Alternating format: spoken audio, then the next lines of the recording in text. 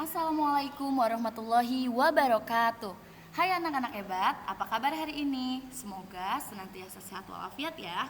Amin. Oke, kembali lagi dengan Ustazah dalam mata pelajaran Ilmu Pengetahuan Alam. Untuk memulai pembelajaran, mari sama-sama kita membaca basmalah.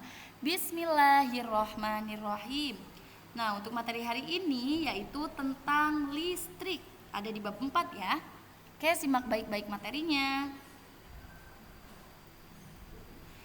Adapun indikator pembelajarannya yaitu mengidentifikasi komponen-komponen listrik dan fungsinya dalam rangkaian listrik sederhana. Untuk materi yang pertama yaitu tentang arus listrik.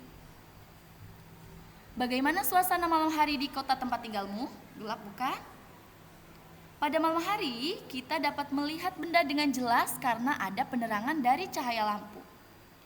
Lampu-lampu yang ada saat ini menggunakan energi listrik sebagai sumber energinya. Apa yang kamu ketahui tentang listrik? Bagaimana listrik terbentuk? Dan bagaimana yang terjadi jika tidak ada listrik dalam kehidupan? Oke. Listrik adalah salah satu bentuk energi yang banyak digunakan dalam kehidupan sehari-hari.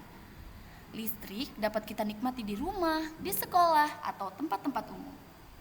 Listrik mengalir dari pembangkit listrik melalui kabel-kabel. Perhatikan gambar berikut ini. Ada baterai, kabel, lampu, dan saklar. Baterai berfungsi sebagai sumber energi listrik. Kemudian kabel berfungsi sebagai penghantar arus listrik. Sedangkan lampu adalah alat yang menggunakan energi listrik. Saklar merupakan alat yang berfungsi memutus dan menghubungkan arus listrik.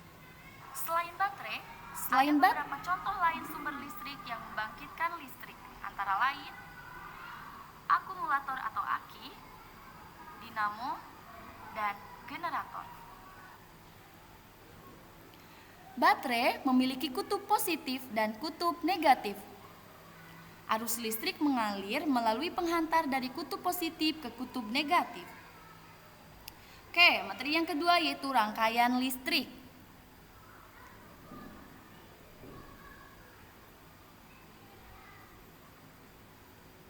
Berdasarkan susunannya, rangkaian listrik dibagi menjadi dua, antara lain rangkaian seri dan rangkaian paralel. Rangkaian seri adalah rangkaian yang alat listriknya dipasang berderet tanpa cabang. Adapun kelebihannya yaitu sumber energi dapat bertahan lama karena memerlukan sedikit komponen listrik. Tuh. Kekurangannya, nyala lampu lebih redup dibandingkan rangkaian paralel.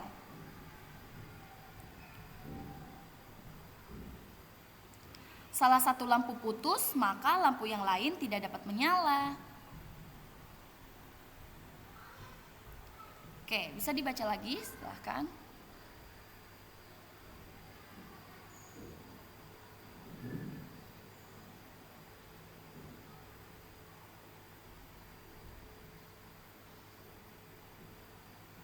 Selanjutnya ada rangkaian paralel.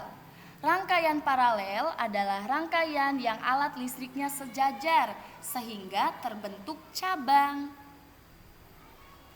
Kelebihannya, jika satu lampu mati, maka lampu yang lain masih menyala.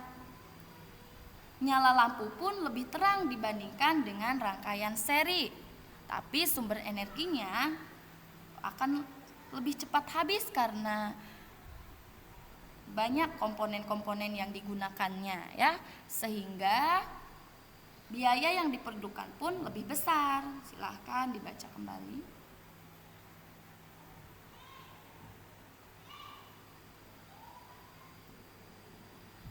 Oke anak-anak, sekian materi dari Ustazah. Mohon diulang kembali videonya agar kalian lebih paham lagi. Dibaca buku paketnya. Mohon maaf apabila ada kesalahan.